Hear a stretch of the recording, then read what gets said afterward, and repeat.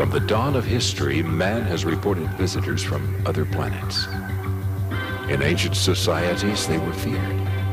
In pagan societies, they were revered as gods. But in modern times, we've tried to ignore them. Do they continue their visits? Have they reached out to us? Are they in fact in league with the governments of the earth, even as we speak?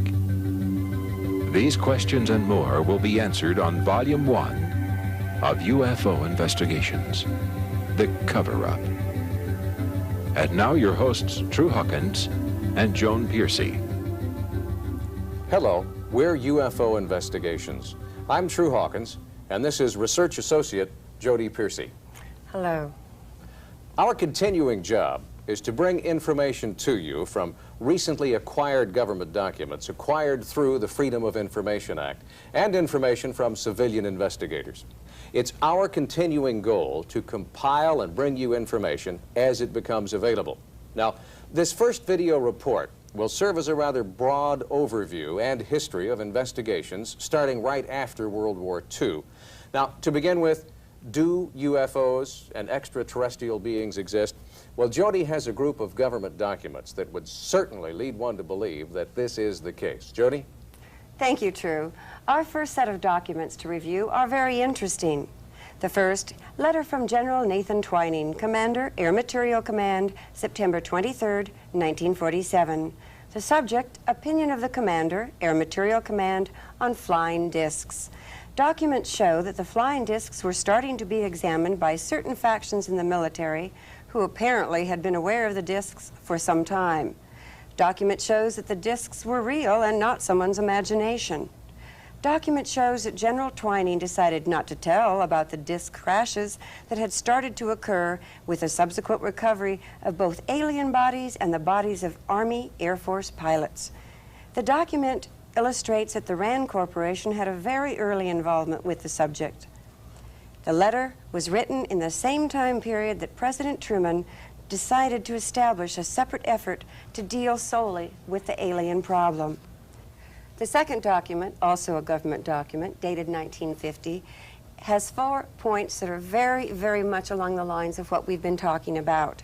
1, the matter is the most highly classified subject in the United States government, rating higher even than the H-bomb. B, flying saucers exist. C, their modus operandi is unknown, but concentrated effort is being made by a small group headed by Dr. Vannevar Bush, one of the original MJ-12 members. And D, the entire matter is considered by the United States authorities to be of tremendous significance. This document went to interagencies throughout the U.S. and Canada. Fascinating reading. Now, what about UFO sightings? Let's take a look at some video and still pictures. You be the judge.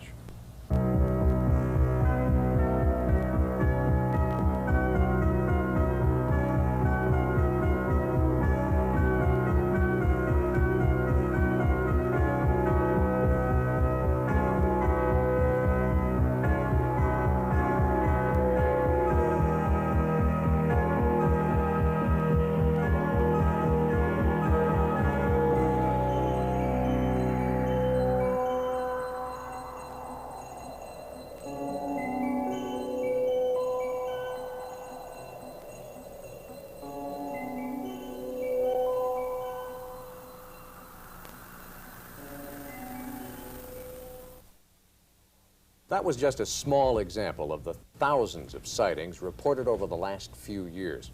We do need to apologize for the quality of some of the pictures and video you saw. They were shot unexpectedly, some with home equipment, and in many cases under adverse conditions at night or clouds. Now, in many cases, research material arrived at our offices from unknown origins, totally unidentified. In certain cases, the sender specifically requested to remain anonymous. For instance, a government document, or presidential memo, if you will, from President Truman to President-elect Eisenhower. Jody, give us details of this famous Truman document. As you have pointed out, True, information about UFOs and aliens oftentimes surfaces totally anonymously. The Truman document, for instance, dated 1952. It's a briefing document for Eisenhower from President Truman.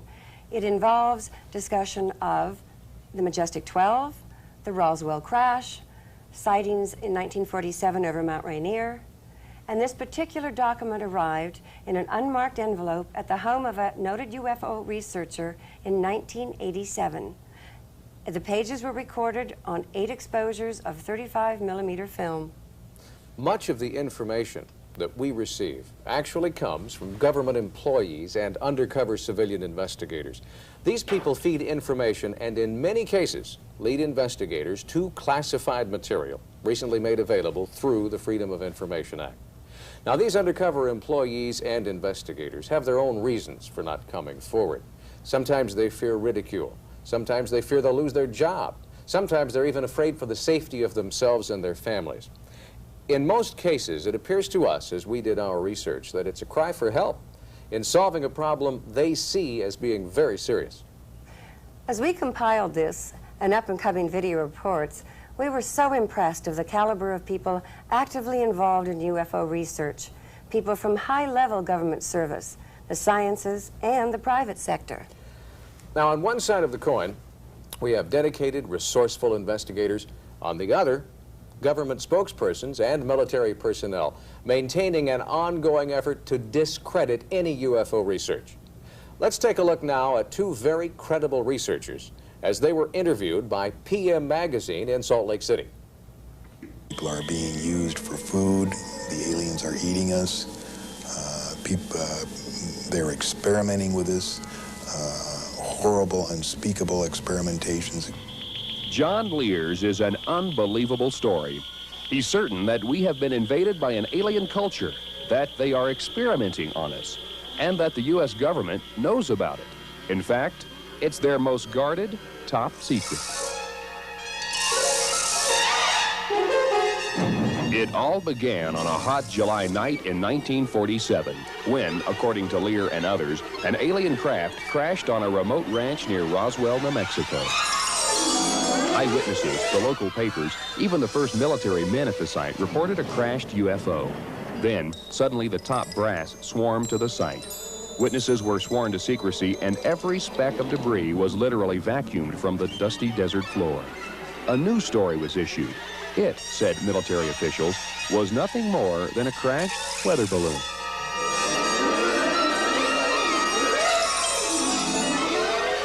William Moore has written a book on the Roswell incident.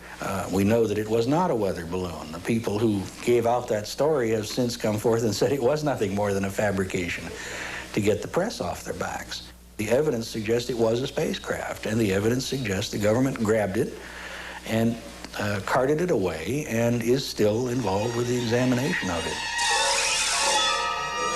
Now, just imagine that the people that are responsible for our government looking at this thing and also realizing that only 9 years earlier, in 1938, thousands of people had been panicked by the H.G. Wells presentation of War of the Worlds. And just imagine what these people thought when they were faced with this, the reality of the thing. It was just absolutely important, of just absolutely world-shaking, earth-shattering importance this thing be kept secret forever and ever. In fact, government documents unearthed via the Freedom of Information Act suggest that both craft and alien bodies had been retrieved.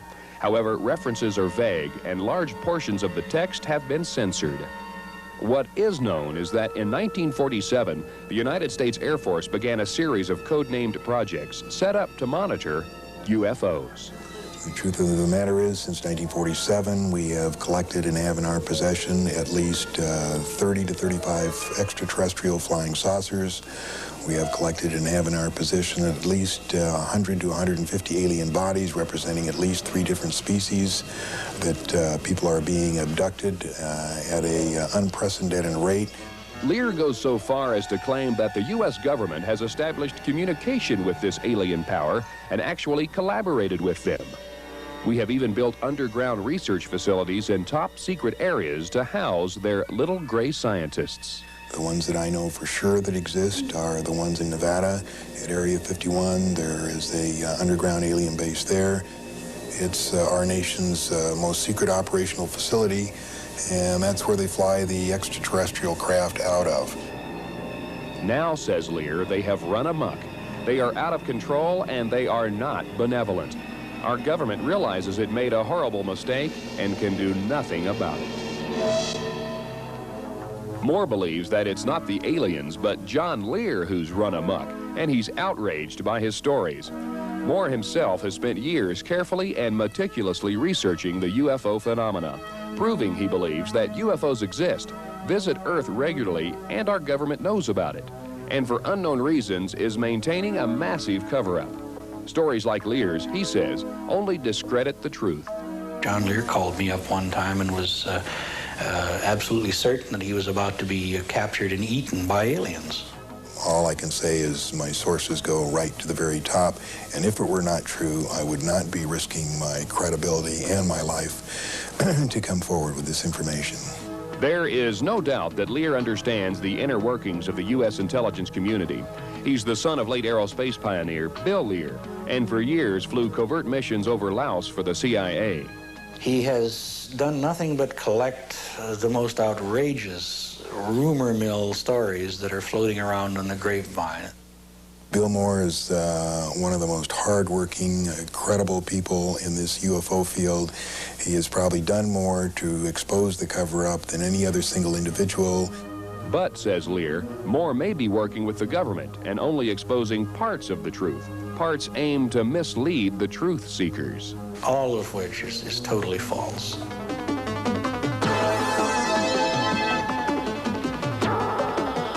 Alien invaders, government agents, secret informants, hoaxes or scams. A cover-up like no other? Is this science fiction at its finest or reality beyond our wildest imaginations? Has John Lear stepped off the deep end? It's not important that you believe this now, but to file it away for future reference in a month, a year, maybe 2 years. You look back on this when the truth finally gets out and you'll say, my gosh, the son of a gun was right.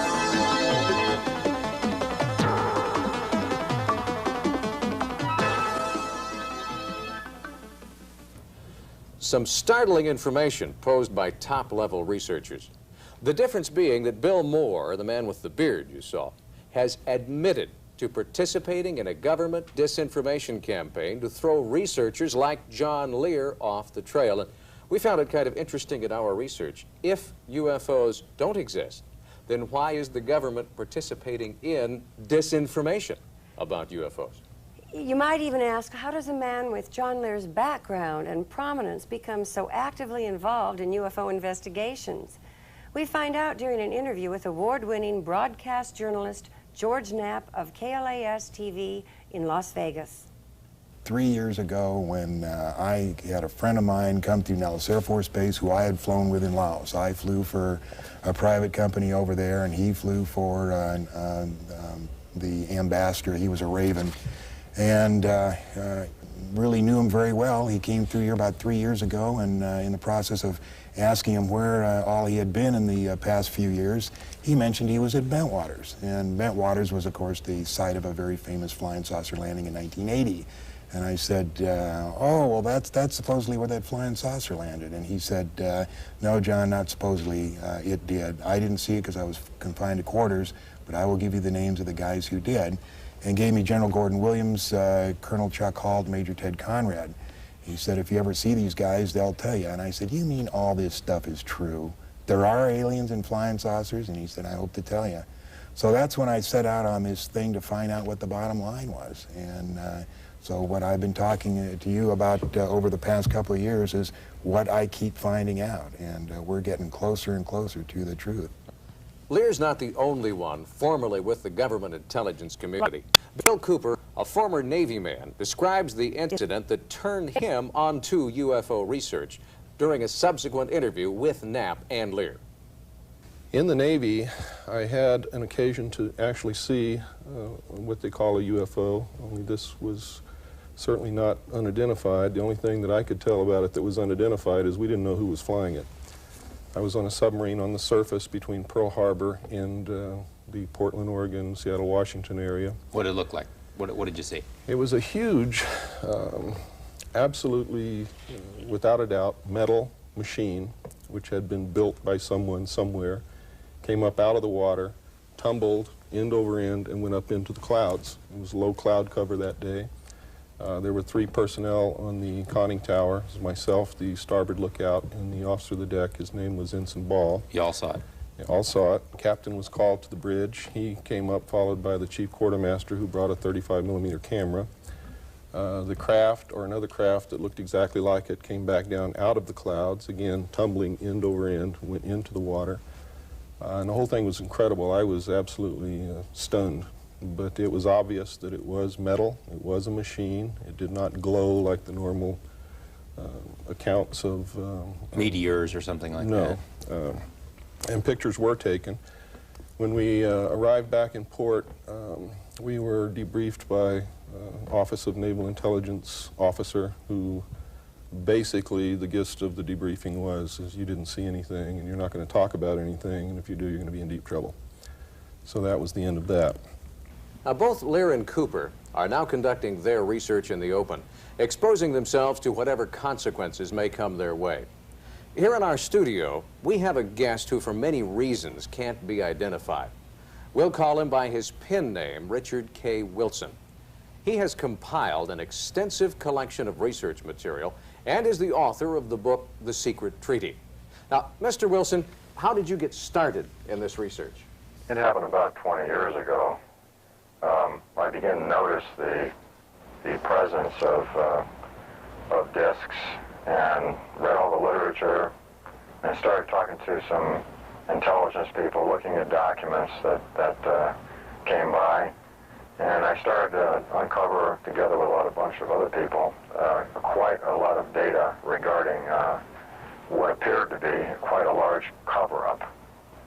Mr. Wilson, I have 4 pages of different names, codes, starting with Majestic, and 4 other various pages that go on from there. Could you give us a chronological order of how some of these agencies, one became the other perhaps, or what exactly some of their meanings may be? In 1947, when the Roswell crash happened, the United States put together a group of people to go and look into this. They weren't sure whether they came from the Germans or they came from the Soviets, where they suspected some additional technology was being developed after the war.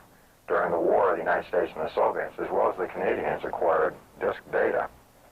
In 1947, there was a specific incident where the radar at the Four Corners area in the Midwest took down a disk, thereafter known as the Roswell crash. On that disk, the United States government discovered both alien bodies of a reptilian species and also the bodies of Air Force pilots.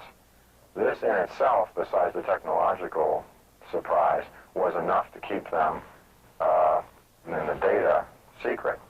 In September of '47, Truman passed the National Security Act in order to hide the activities of the government, the Central Intelligence Agency, and the alien problem.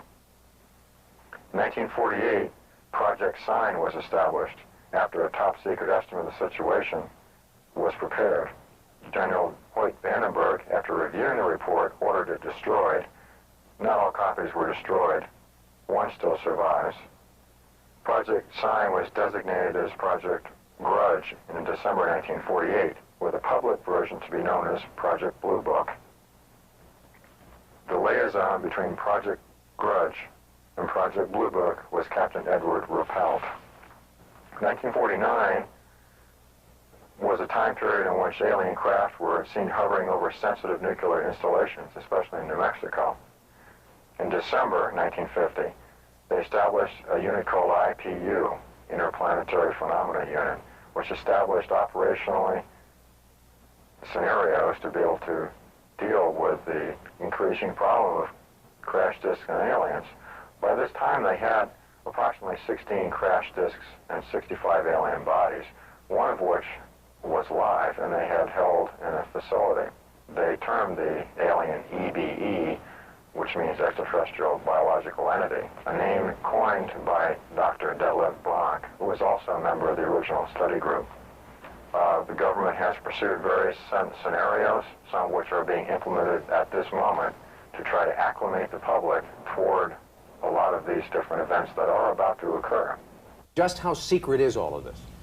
As Wilbur Smith indicated in his letter to Dr. Sarbacher in 1950, this matter is so highly classified because of its impact on every living being on this planet. It's classified higher than the H-bomb was. In fact, they've developed at least 32 levels above top secret into the Ultra and Q range to deal with security as far as the aliens are concerned. Only 2 presidents have had complete knowledge of the alien program, President Eisenhower and President Bush, because of his involvement with the Central Intelligence Agency. John Lear can corroborate that statement. The other thing is, I said that President Reagan did not know what was going on, and he does to a certain extent, but the President of the United States does not have a high enough clearance to know the whole thing. And it's interesting to note that above top secret, there's 38 levels of clearances. Now that's hard to buy, that the president, if somebody has a higher clearance than the president, he's not allowed to know. Who makes that decision? If you think that's hard to buy, wait till you hear the rest of this stuff. I mean, who makes that decision? Oh, sorry, we can't let Ronald Reagan know about this stuff. It's an organization called MJ-12. It was established by President Truman by executive order in September 24th, 1947. And when Dwight D. Eisenhower was elected in 1952, he increased even the security requirements because he was military-oriented. And the military psych has a very disdain for elected officials. So he's the one that effectively let the reins of power of the executive office slip from the president into the hands of MJ-12, who runs everything now. Our research team has amassed a mountain of documents that refer to or expressly describe UFO incidents and encounters. Jody? Headquarters, Air Force Office of Special Investigations, September-November 1980. To whom this is addressed is deleted.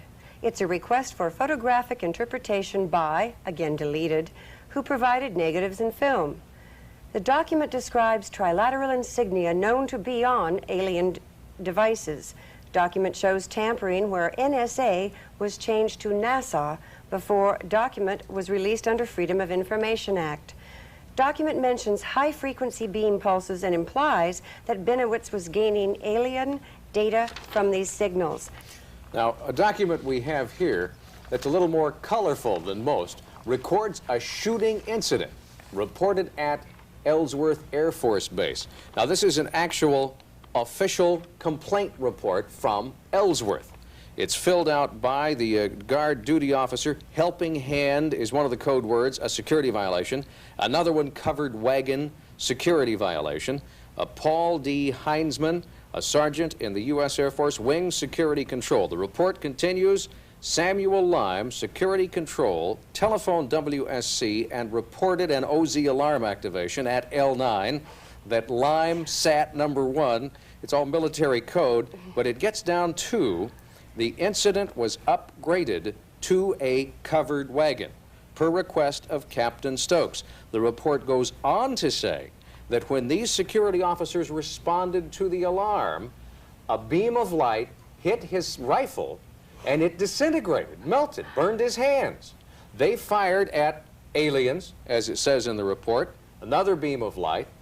According to this, the 2 soldiers involved were so terrified, they called for more help.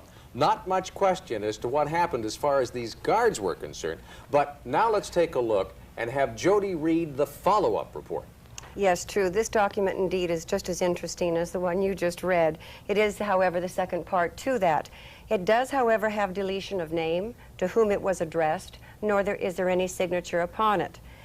Rake, the soldier in question, aimed his M16 rifle at the intruder and ordered him to stop. The intruder turned towards Rake and aimed an object at Rake which emitted a bright flash of intense light. The flash of light struck Rake's M16 rifle, disintegrating the weapon and causing 2nd and 3rd degree burns to Rake's hands. Rake immediately took cover and concealment and radioed the situation to Jenkins, who in turn radioed a 1013, distress to line control. Jenkins challenged the two individuals, the two additional alien individuals apparently, but they also refused to stop. Jenkins aimed and fired 2 rounds from his M16 rifle as well. 1 bullet struck one intruder in the back, and 1 bullet struck one intruder in the helmet. Both intruders fell to the ground. However, approximately 15 seconds later, both returned to an upright position and fired the same flashes of light at Jenkins. Jenkins took cover, and the light missed Jenkins. Now, the report goes on to finish and say, additional information. Rake was treated at the base hospital by a captain name who I cannot make out for 2nd and 3rd degree radiation burns to each hand. Rake was air-evac'd to an unspecified location, and Rake's M16 rifle could not be located at the site. And like many of the documents that we unearthed in our research, this document shows that people were sent different places so that they can't correlate their stories. Right. And now, Jody, something that keeps coming up and is of real interest is the reoccurring reference to MJ-12 in all of these documents we get. It's mentioned in the Truman document. It's mentioned throughout the documents that we researched. I would like to ask our guest, Mr. Wilson, a few questions about these MJ-12 documents. Now, Mr. Wilson, how secret is this MJ-12? The MJ-12 organization itself is the group of people that are actually the top 12 of a group of 32 individuals in a group known as the Jason Control Group, started in the late 50s as a measure to take away the alien problem procedure away from governments and take it outside the hands of governments. Meanwhile, our document trail appears to lead to a large-scale government cover-up. Yes, and as an example, here is another shooting incident report. Department of the Air Force, the Security Police Squadron. In January of 1978, I was stationed at McGuire Air Force Base, New Jersey. One evening, during the time frame of 0300 hours and 0500 hours, there was a number of UFO sightings in the area over the airfield and Fort Dix Army Camp. I am a security policeman and was on routine patrol at the time. New Jersey State Police and Fort Dix MPs were running code in the direction of Brownsville, New Jersey. A state trooper then entered Gate 5 at the rear of the base requesting assistance and permission to enter. I was dispatched and the trooper wanted access to the runway area which led to the very back of the airfield, connected with a heavily wooded area which is part of the Dix training area. He informed me that a Fort Dix MP was pursuing a low-flying object which then hovered over his car. He described it as an oval-shaped with no details and glowing with a bluish-green color. His radio transmission was cut off. At that time, in front of his police car appeared a thing about 4 feet tall, grayish-brown, fat head, long arms, and slender body. The MP panicked and fired 5 rounds from his .45 caliber into the thing, and 1 round into the object above. The object then fled straight up and joined with 11 others high in the sky. This we all saw, but didn't know the details at the time. Anyway, the thing ran into the woods towards our fence line, and they wanted to look for it. By this time, several patrols were involved. We found the body of the thing near the runway. It had apparently climbed the fence and died while running. Some absolutely incredible official documents. And here's another official document that makes reference to OSI, CR-44, local authorities, MJ-12, FBI, and emergency medical reaction teams. This document describes the office MJ-12, 44, and in the document it says, no media exposure, send emergency react teams. Once again, another reference to MJ-12. That's that government organization that supposedly does not exist. Recently in a Gulf Breeze, Florida, there was an incident that 132 folks say most certainly existed. Right you are. Even a television station was involved in analyzing the pictures and videos taken of this UFO sighting. Here is their report.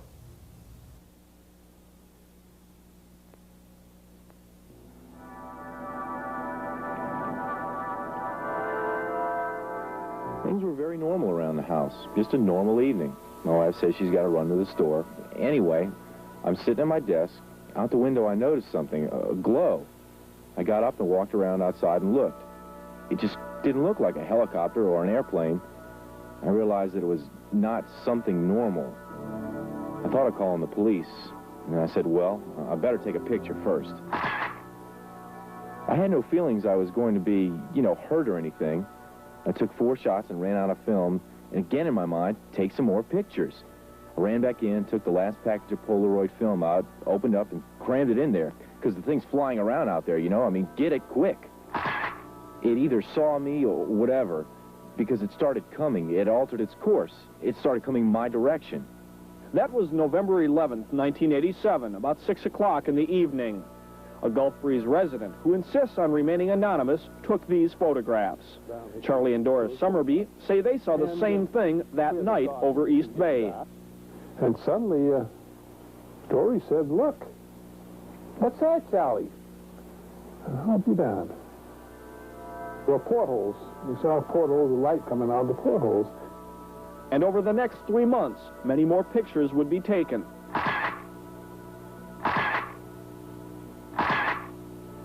By different people.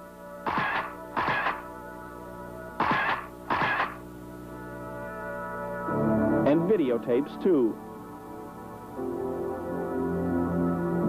And I feel that there's absolutely no sign of a hoax, that the photographs are genuine, that the witnesses are telling the truth, and that this presents probably the best, without any doubt, the best photographic evidence in 40 years of UFO investigations.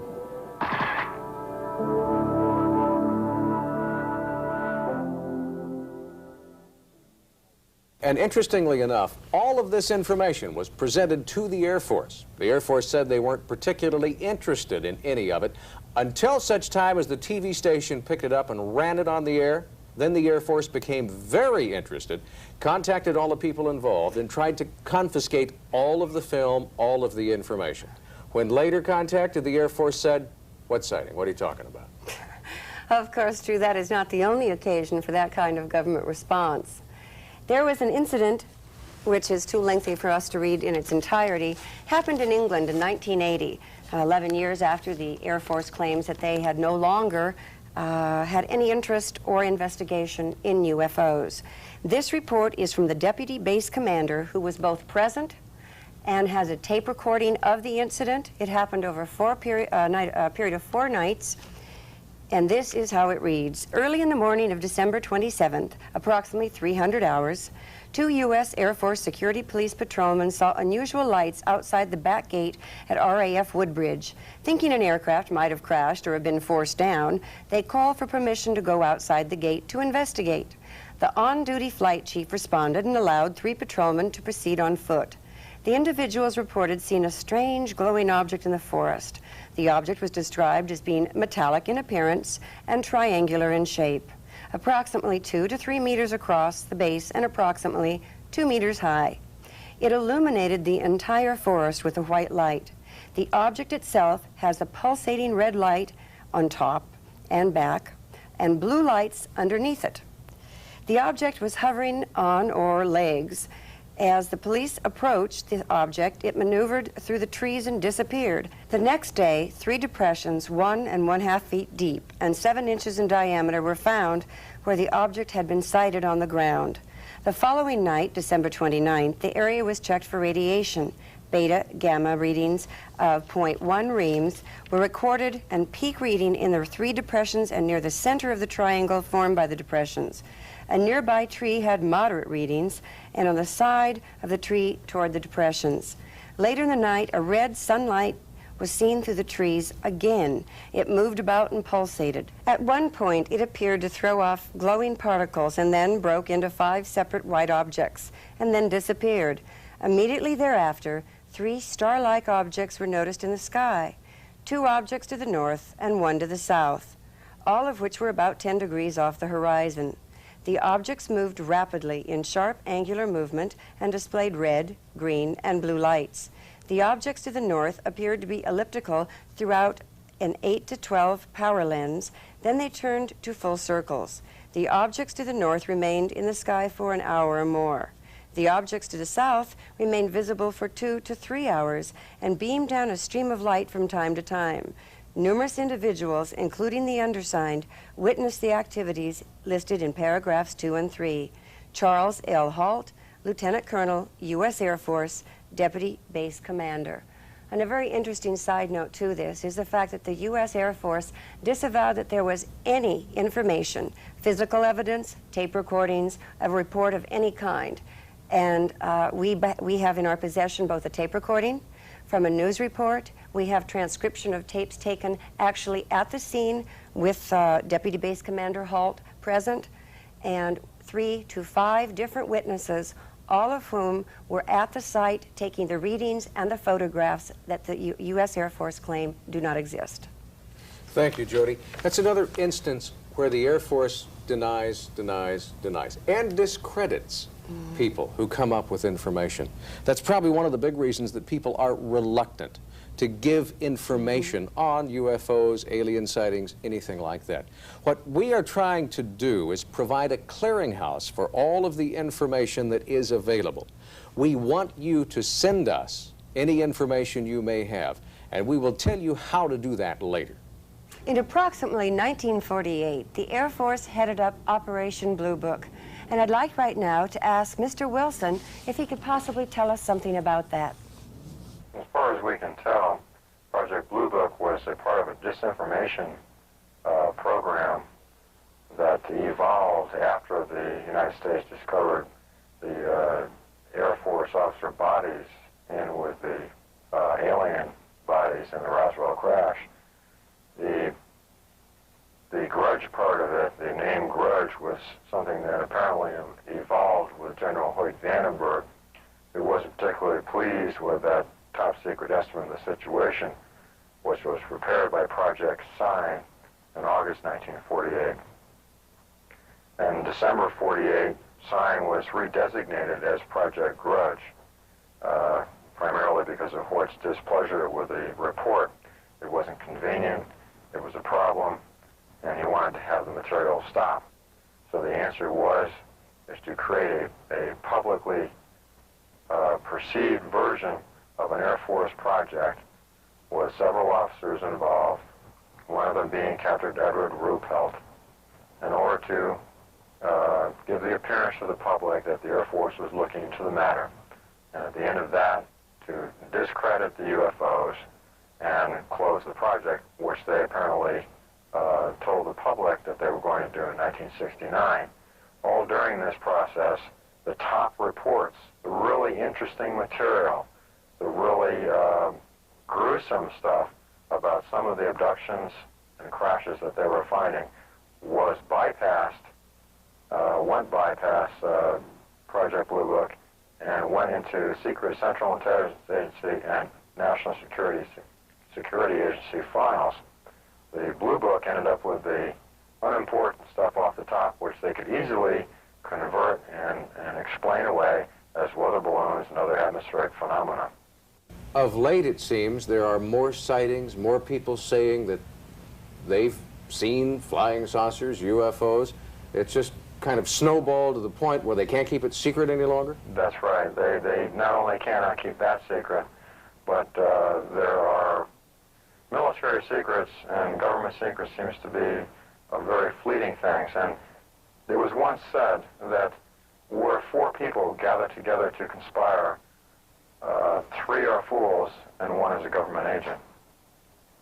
Briefly describe the cloak of secrecy surrounding the information.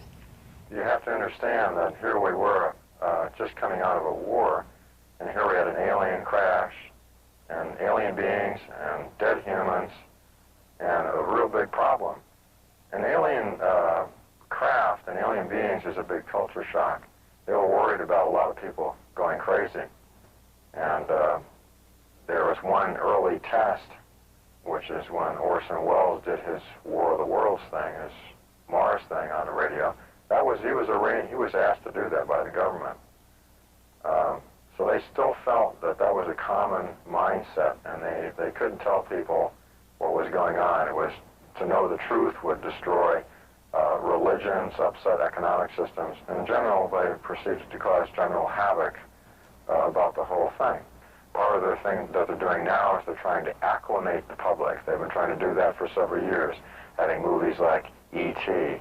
And then eventually, when they found out that they could not stop what apparently was an alien timetable, they started coming out with the series V, depicting aliens as reptilians, carnivorous reptilians. A lot of these movies depict a little piece of the truth, trying to psychologically acclimate the public before events soon to come, apparently, force themselves on the American public and the world at large. Journalist Linda Howe has written a book and produced a documentary film on the subject of mutilations. Let's take a look at a minute or two of what her film discovered. In northeastern Colorado, another favorite spot for the mutilators, Tex Graves, former sheriff of Logan County, insists the 93 mutilated carcasses he investigated were not natural deaths. The very first one we had was southwest of Sterling. When we first looked at it, it was just unbelievable that you could take an animal and do this too without leaving some kind of track, some kind of evidence behind, such as cigarette butts, matches, handprints, footprints, but there was nothing. The animal looked almost horrible, and it was something that I didn't really want to believe then. And there was, we probably had 5 or 6 others before I really did believe something strange was going on. We had one up north where we believed the animal was paralyzed and was alive when it was being mutilated. An eye and an ear, the tongue, the rectal area was taken out, but the animal dug a hole with its head, but none of the other parts of the body moved, not even the legs. 6 north of town on a very hard pasture, almost like hard brick. We found tripod marks 12 inches across. The tripod marks were 14 feet apart. We found one set that had gone in the ground roughly 8 inches. And it would take a good post hole digger or shovel to dig in like this. It indicated something very heavy had sat down in this area, yet there was no tracks leading from it nor to it. Almost nightly when this was going on, we could pick out a very brilliant, huge, brilliant light in the sky. We had a newsman take pictures of it with a very high-powered lens, but all we got out of this was the movement of it and the light showing very brilliant. Several times we observed smaller lights come out of this aircraft and then come down toward Earth. And when it would move, it could move up and down, backwards, forwards, travel very rapidly. And after a while, these smaller lights would join up with the larger one, and then they'd disappear.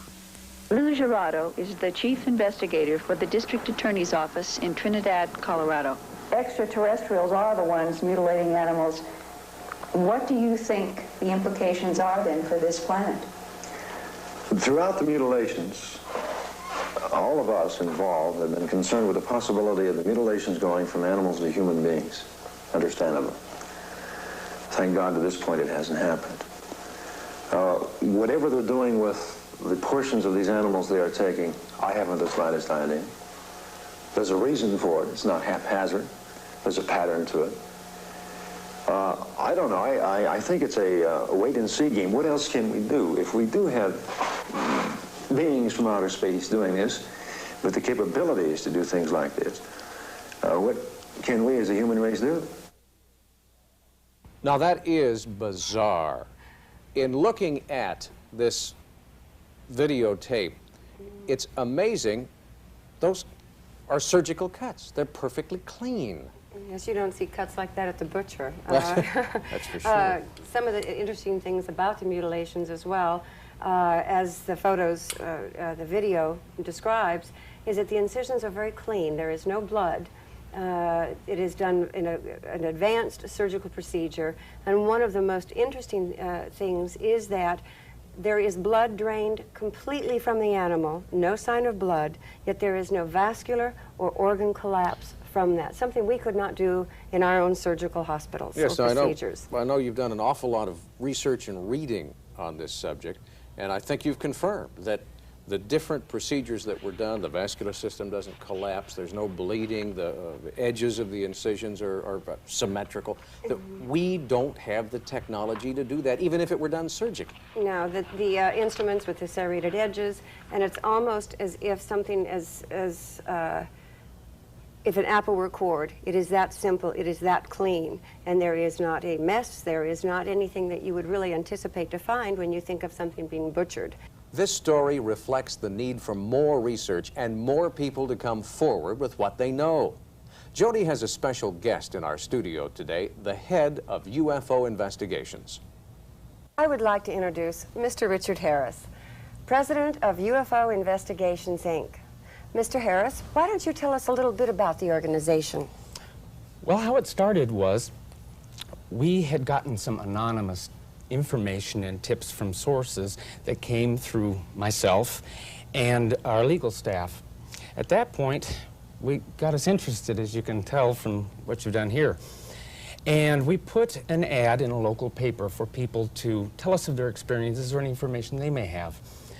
And lo and behold, what we started getting in was some really highly credible governmental bodies that were supplying information to us, anonymous. Then people on the local level, they started checking their local newspapers, and they started checking the law enforcement agencies. They started bringing forth information. And we've grown now to a national organization, and hopefully we'll be international before long, because we can't hardly stop it. We can't keep up. How do you go about gathering your information? A lot of it comes from the Freedom of Information Act through the Library of Congress, the National Archives, and a lot of it comes via people such as Mr. Wilson, who are highly credible researchers. Most of them have been doing it for 20 years. And then we get all the way down to the grassroots level, where people have actually checked in with their local newspapers, their local law enforcement agencies, and we compile it all together. And the locals augment and supplement the researchers. Surprisingly enough, most of the time, the professional researchers are within the government body themselves. They will not come out in the open. A funny story, a lady at the bank, she says, I had this UFO experience. Everywhere you go, everyone has a UFO experience. So she proceeded to tell me that she had seen a UFO, and then she said, but don't tell anybody, because I work at the bank now. We're really looking to be a clearinghouse for information. There's so much more that's out there that people can let us know about if they'll call or write us. So if any of your viewers have information that, as you well know, help us all the time, they can send it to 2929 East Desert Inn Road, number 21131, Las Vegas, Nevada, 89121. And we can compile it and we'll get it to the public. Well, thank you very much, Mr. Harris, and I hope that the viewers, whether it's a story about their own experience or sightings or government people or whatever, respond, and I wish you all the best. For whatever reason the government has used for covering up this information, you would think that over the span of 40-plus years, they might have tried at one time or another to bring this information to the public. John Lear has some thoughts on this subject. Now, on April 25th, 1964, was the first official communication between our government and the aliens. 3 saucers landed there by prearranged agreement. It was filmed by 5 high-speed cameras, 68,000 feet of film. The reason we know this is because in 1972, when they were going to release the first information about UFOs to the public, a very knowledgeable writer, his name was Robert Emenegger, was asked by the agency to write a documentary, which he did. And they were going to release this thing, and we had the whole history of the UFOs, and the last part of the documentary was the footage of the saucer landing. But in 1973, when they're ready to go, we had Watergate, and they were faced with 2 problems. Number 1 is they didn't think the public could handle 2 traumatic experiences at the same time, and number 2, they thought that the public would perceive this picture of aliens and spacecraft as a ploy by Nixon to divert the attention from Watergate. So they shelved it. The documentary actually came out It was narrated by Rod Serling, but instead of the real footage, they had drawings of these flying saucer landing, and they said, Rod Serling says, let's consider an event that could possibly happen in the future or may have already happened. It seems almost certain that if other beings more advanced than ourselves do inhabit other sectors of the universe, then it's quite probable there will come that day, that moment in time, when official contact will be made. Let's look at an incident that might happen in the future, or perhaps could have happened already. The premise is that contact is made by extraterrestrial beings with representatives of the United States Air Force at Holloman Air Force Base in the deserts of New Mexico. The day is clear. It's about 5:32 a.m. at Holloman Air Force Base.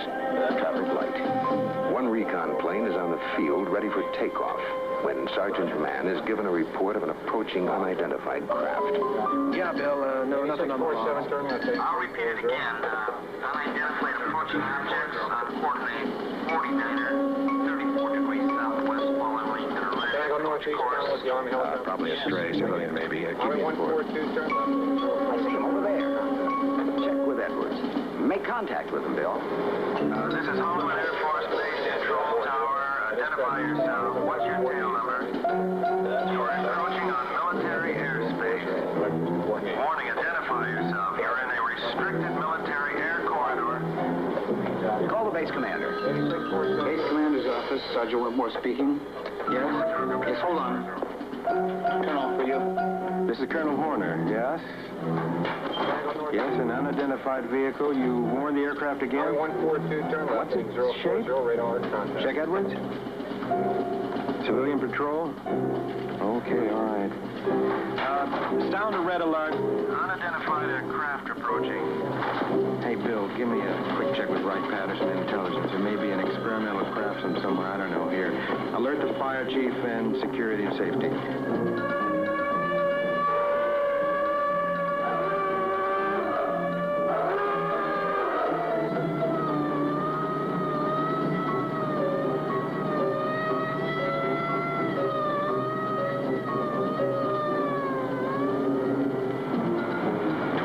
Interceptors are dispatched to escort the unidentified crafts out of the area.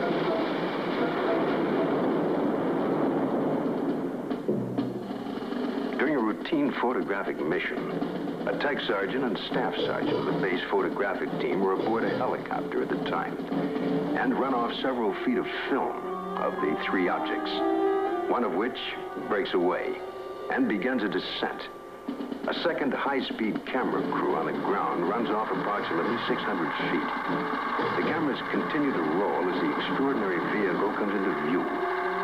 It hovers, almost silently, about 10 feet off the ground for nearly a minute and yaws like a ship at anchor, then sets down on 3 extension pads.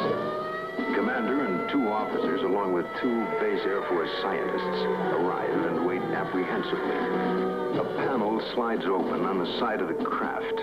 Stepping forward, 1, then 2, and a third, what appear to be men dressed in tight-fitting jumpsuits. Perhaps short by our standards, with an odd blue-gray complexion, eyes set far apart, a large pronounced nose. They wear a headpiece that resembles a rope-like design. The commander and the 2 scientists step forward to greet the visitors. Arrangements are made by some sort of communication, and the group quickly retires to an inner office in the King 1 area. Left behind stand a stunned group of military personnel. Who the visitors are, where they're from, and what they want is unknown.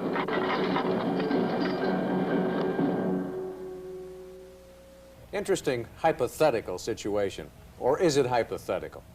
As a person involved in television production most of my adult life, I have some serious questions about this Serling 1-hour program that we just saw bits of. Now, I have seen the entire show. In the very beginning of the show, there are 2 Academy Award-winning actors featured.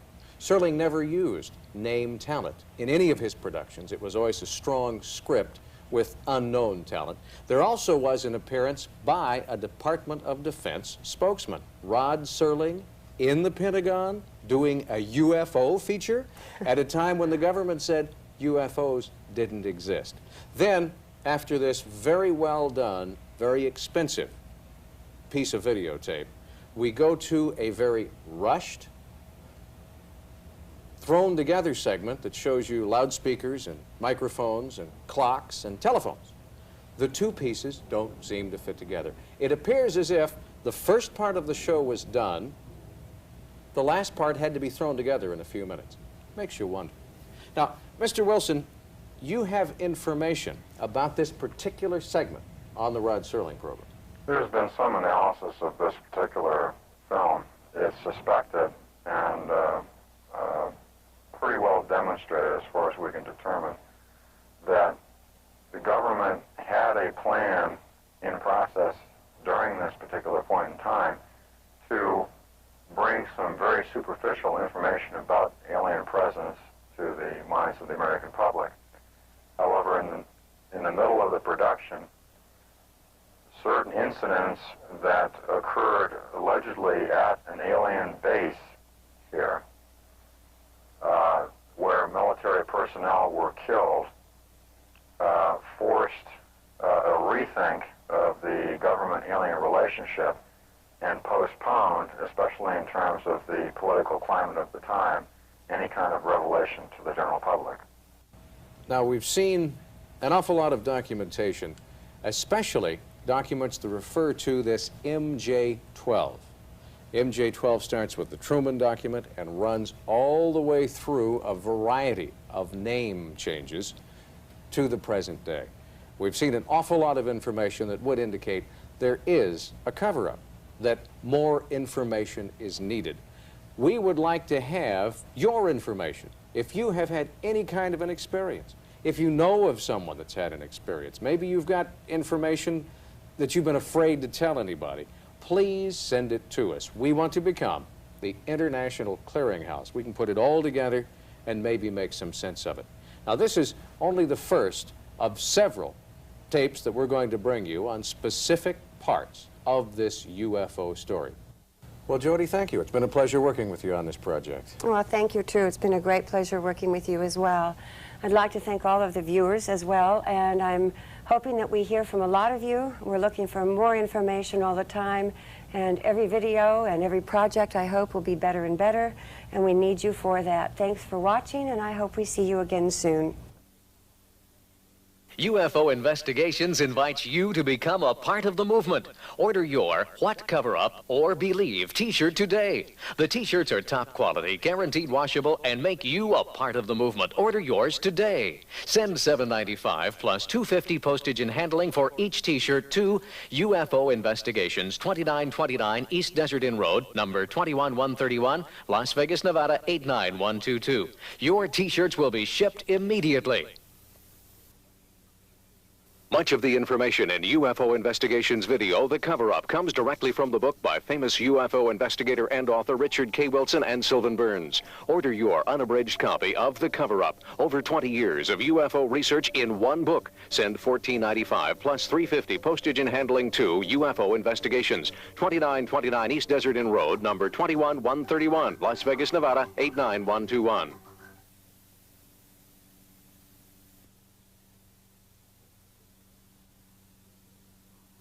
This has been Volume 1 of UFO Investigations. This report, The Cover-Up. Watch for the next volume in our series of reports titled Abductions. This has been a presentation of UFO Investigations Incorporated. All rights reserved.